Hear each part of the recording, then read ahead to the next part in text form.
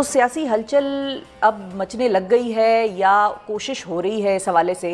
खैबर पख्तूनख्वा की हुकूमत, मखसूस नशिस्तों का फैसला, इसके बाद आपको क्या लग रहा है खैबर पख्तूनख्वा में हुकूमत गिराने की कोई कोशिश बाज़ाब्ता तौर पर हुई है, कोई प्लान का हिस्सा है आपकी खबरों के मुताबिक?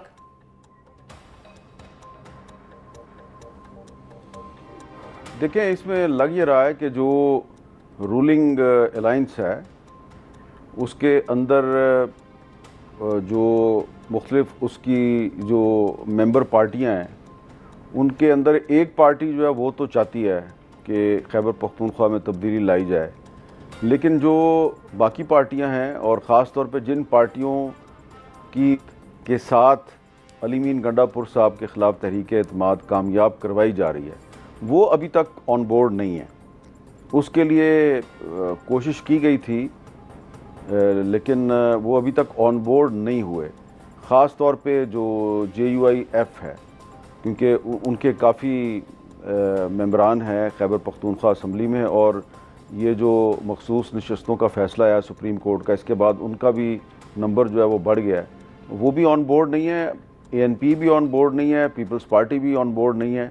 अलबत्ता मुस्लिम लीग नून के अंदर कुछ लोग जो हैं वो कोशिश कर रहे हैं कि तहरीक एतमाद के लिए कोई कंसेंसस कैंडिडेट जो है उस पर इत्फाक राय कर लिया जाए। मानेंगे वो नहीं, ये मैं आपको बता दूं, मानेंगे नहीं वो, लेकिन उनकी कोशिश तो चल रही है।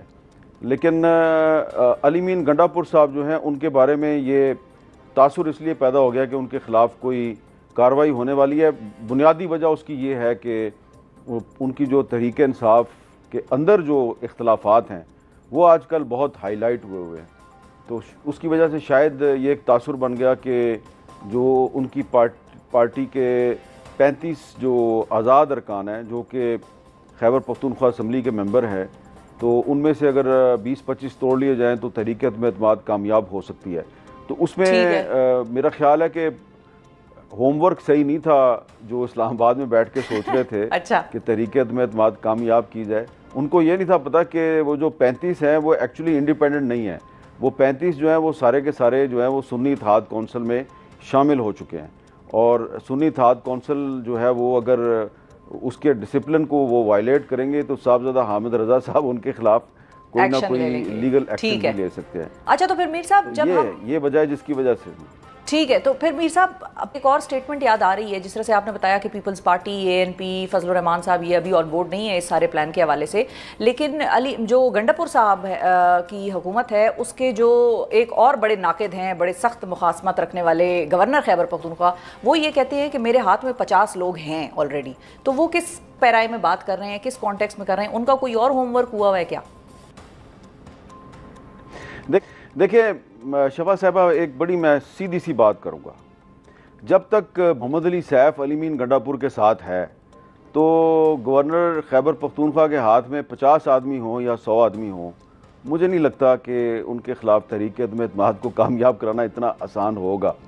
क्योंकि अली मीन गंडापुर साहब जो हैं वो ठीक है, वो उनका ताल्लुक़ PTI के साथ है, लेकिन और बहुत सी जगहों पर भी उन्होंने अपने ताल्लुकात ठीक रखे हुए हैं, और उसका सबसे बड़ा सबूत बैरिस्टर मोहम्मद अली सैफ का उनकी हुकूमत का तर्जुमान होना है। बस मैं इतना ही कहूँगा, और गवर्नर साहब को चाहिए कि वो बैरिस्टर मोहम्मद अली सैफ साहब जो हैं पहले उनको तोड़े तो फिर मामला आगे बढ़ेगा। अच्छा, बड़ा ही की पॉइंट आपने हाईलाइट किया। वैसे तो हम समझ सकते हैं कि कोई भी अदम एतमाद पाकिस्तान में किस तरीके से कामयाब होती है, खास मखसूस उसकी सपोर्ट चाहिए होती है, लेकिन बैरिस्टर सैफ के ऊपर आपने खासा एक वो रखा है पॉइंट। अब लोग उनको अपनी पार्टी में भी खासा उस नज़र से देखेंगे, वैसे तो वो एक अलग नज़र से देखते ही हैं उनको, लेकिन अब और ज़्यादा उनकी उठने बैठने पर मज़ीद वो एक होगा उनके ऊपर। अच्छा, ये बताइए मीर साहब के फजलुर रहमान साहब जो अली अमीन साहब से बड़ी सख्त एक अगर हम इख्तिलाफ कहें या लड़ाई कहें, और अली अमीन साहब भी जब मौलाना के साथ बातचीत भी हो रही थी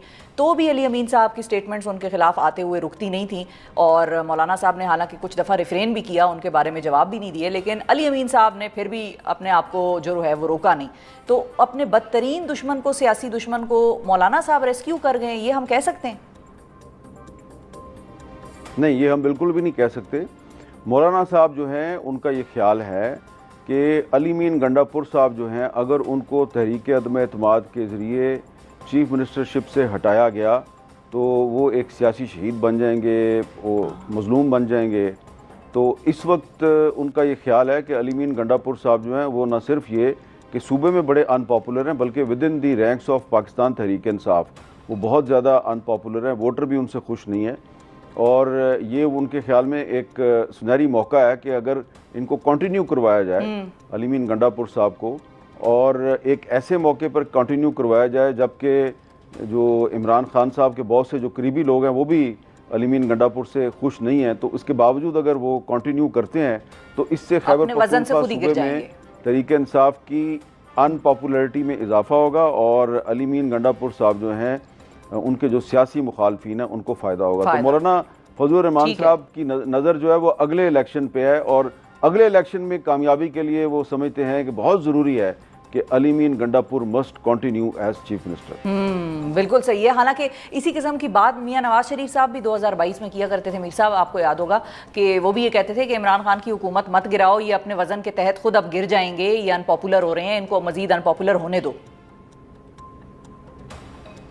ये नवाज शरीफ साहब की राय नहीं थी, ये पीपल्स पार्टी की भी राय थी, ये बहुत से लोगों की राय थी।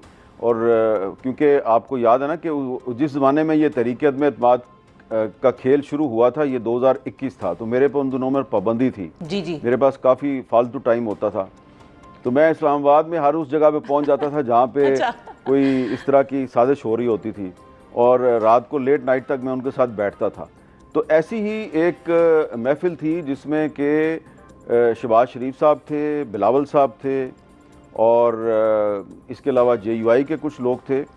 और मैं आपको ये भी बता देता हूँ कि उस वक्त शेख रुहेल असगर साहब जो हैं वो मुस्लिम लीग नून के MNA थे, तो उन्होंने एक खाने पे बुलाया हुआ था सबको, वहाँ पे उन्होंने मुझे भी बुला लिया। अच्छा। तो अब वो MNA नहीं है, तो वहाँ पर मैंने इन सब से पूछा था, ये मैंने खुद पूछा था शहबाज शरीफ साहब से, बिलावल साहब से, और गफूर हैदरी साहब थे वहाँ पे। मैंने इन तीनों से पूछा था कि आप इकट्ठे हैं सारे, और भी लोगों को आप ला रहे हैं, तो आप ये नहीं समझते कि अगर आप इमरान खान को तहरीक अदम एतमाद के ज़रिए हटाएंगे तो वो इस वक्त बहुत अनपॉपुलर है, तो वो एक हीरो बन जाएगा। तो इन सब का ये ख्याल था कि उन्होंने मुल्क तबाह कर दिया है, मुल्क बचाने के लिए इमरान खान को हटाना बड़ा ज़रूरी है। तो मैंने उनसे कहा कि देखें, बात यह है कि इतना तो मैं भी बेवकूफ़ नहीं हूँ, मुझे भी पता है कि जो जनरल बाजवा साहब हैं वो एक्सटेंशन लेना चाहते हैं एक और, तो एक और एक्सटेंशन लेना चाहते हैं, तो इसके लिए वो थोड़ा प्रेशराइज़ कर रहे हैं इमरान खान को, तो इसके लिए वो आपको इस्तेमाल कर रहे हैं। तो अगर आप लोग इस्तेमाल हो रहे हैं तो आपको लगता है कि इमरान खान साहब जो हैं वो इस तरीके से जनरल बाजवा साहब को एक्सटेंशन देने के बाद वो आपकी बात सुनेंगे? तो ये आए बाएँ शाएँ कर रहे थे सारे। तो नवाज शरीफ साहब जो हैं वो उस वक्त लंदन में बैठे हुए थे, और उस वक्त शाहिद खाकान अब्बासी साहब बहुत आ जा रहे थे उनके पास। बाजवा साहब और नवाज शरीफ साहब के दरमियान शाहिद खाकान अब्बासी साहब ने काफ़ी पैगाम रसानी भी की। तो ये एक तासुर है कि जी नवाज शरीफ साहब जो हैं वो चाहते थे कि इमरान खान के ख़िलाफ़ तहरीक अदम एतमाद ना लाई जाए। जो तहरीक अदम एतमाद आई थी वो नवाज शरीफ साहब की कंसेंट से आई थी, उनकी मर्ज़ी से आई थी, और उसके बाद फिर जब तहरीक अदम एतमाद टेबल हो गई उसके बाद बाजवा साहब ने और जनरल फैज़ साहब ने कोशिश की कि ये वापस हो जाए, और ये सारे जो हैं इनको बुलाकर बाजवा साहब ने कहा इसको वापस करो। वहाँ पर जो बलूचिस्तान के कुछ रहनुमा थे वो डट गए थे, उसमें खालिद मक्सी साहब थे, उसमें अख्तर मैंगल साहब थे, और एक और बलूचिस्तान के रहनुमा थे। 3-4 जो बलोच रहनुमा थे ये डट गए थे। तो ये तासुर बिल्कुल गलत है कि जी नवाज शरीफ साहब जो हैं वो तहरीक अदम एतमाद के। लेकिन मीर साहब यही दोनों हजरात फिर PDM हुकूमत का भी हिस्सा बने थे, अगर उस वक्त वो डट भी गए थे कि हम नहीं इसका वो बनते पार्ट। आप अख्तर मैंगल साहब की बात कर रहे हैं और खालिद मक्सी साहब की बात कर रहे हैं? जी हाँ, ये बिल्कुल बने। खालिद मक्सी साहब जो है उन्होंने तो जनरल बाजवा को यहाँ तक कहा था उस मीटिंग में कि बाजवा साहब मैंने तो अभी 24 घंटे पहले जो है बाप पार्टी जो है उसकी तरफ से प्रेस कॉन्फ्रेंस का ऐलान किया और मैंने इनकी हमायत की है। तो अब आप कह रहे हैं जी कि तहरीक अदम एतमाद वापस लो और इमरान खान शुड कंटिन्यू, तो ये तो फिर आप इस तरह करें, फिर आप मार्शल लॉ लगा दें इस मुल्क में, अगर आपने इस तरह ही करना है। तो ये देखिए ज़रा, बाप पार्टी जिसके बारे में कहा जाता था कि वो बिल्कुल इस्टेब्लिशमेंट की जेब में थी, उसके रहनुमा खालिद मक्सी साहब ने इनकार कर दिया। बाद में अख्तर महगल साहब पीडीएम में शामिल हुए, लेकिन फिर उनके इख्तलाफात हो गए, क्योंकि वो उनके इख्तलाफात इमरान खान से भी हुए थे। वो इमरान खान के साथ भी एक पॉइंट पर उनके साथ गए थे कि आप लापता अफराद का मसला हल करें। जब वो मसला हल नहीं हुआ, उन्होंने उनका साथ छोड़ दिया।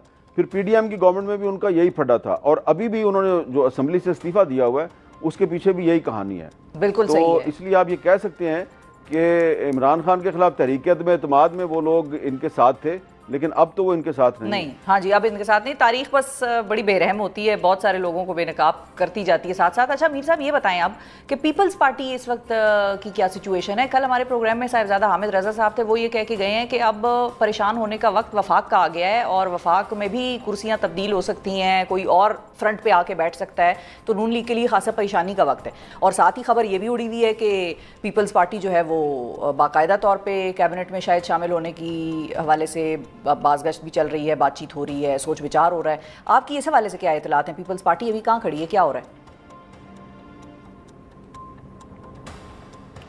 वज़ीर आज़म शहबाज शरीफ साहब कोशिश कर रहे हैं, काफ़ी अरसे से पीपल्स पार्टी को कन्विंस करने की कोशिश कर रहे हैं कि आप फेडरल गवर्नमेंट का हिस्सा बन जाएं, क्योंकि अभी पीपल्स पार्टी जो है ना वो सिर्फ कॉन्स्टिट्यूशनल पोजीशंस लेके बैठी हुई है। प्रेसिडेंट ऑफ पाकिस्तान का ओहदा है और 2 सूबों की उनके पास गवर्नरशिप है, तो इन ओहदों पे वो बैठे हुए हैं। तो लेकिन शहबाज शरीफ साहब चाहते हैं कि वो कैबिनेट में भी शामिल हो जाए। उसके लिए उन्होंने उनको 5-6 बड़ी अहम वजारतें भी ऑफ़र की हैं।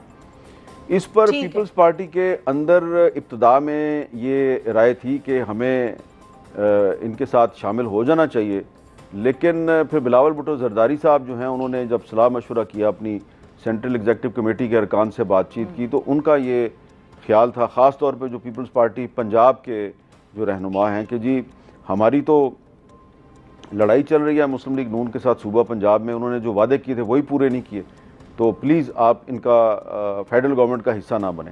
तो बिलावल भुट्टो जरदारी साहब ने अभी 2 दिन पहले भी ये कन्वे किया कि हम फिलहाल फेडरल गवर्नमेंट में शामिल नहीं होना चाहते। इसकी एक देखें सीधी सी वजह भी है। इसकी एक वजह यह है कि ठीक है, वो वजह यह है कि ठीक है, सुप्रीम कोर्ट ऑफ पाकिस्तान ने मखसूस